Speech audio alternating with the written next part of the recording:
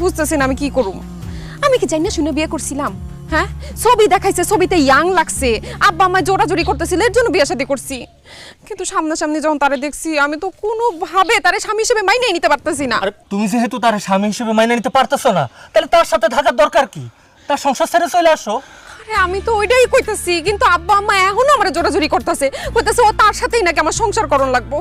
আমিও কয়ে দিছি আমি এই লোকের সাথে সংসার করুম না, দরকার হলে আমি বিষ খাই মরে যাবো। সত্যি তুমি আমারে এখনো ভালোবাসো? আমি সত্যিই তোমার অনেক ভালোবাসি। কি তোমার বিশ্বাস হইতেছে না? আচ্ছা আমি কি করলে তোমার বিশ্বাস হইব বলো? আমি সেটাই করি। আমার নিয়ে পলায় যেতে পারবা?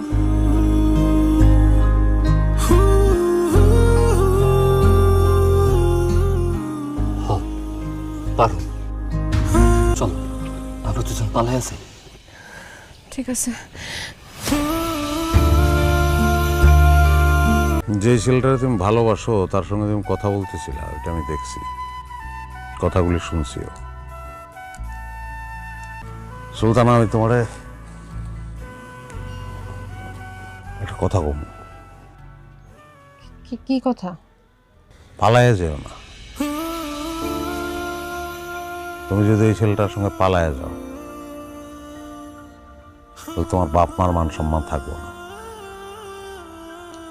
তোমারও মানুষজন খারাপ করবে।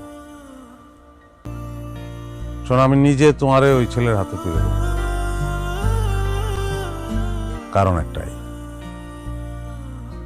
আমার ভালোবাসাটা খারাপ থাকুক এটা আমি চাই না। যার কাছেই থাকুক আমার ভালোবাসার মানুষ ভালো থাকুক। Thank you. হ্যাঁ ঠিক আছে, আমি তাহলে ওর একটু খবরটা জানাই।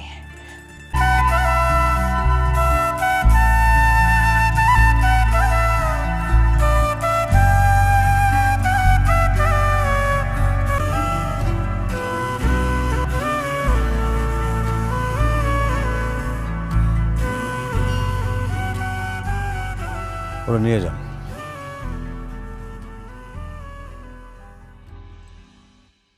কষ্ট দিয়েন না।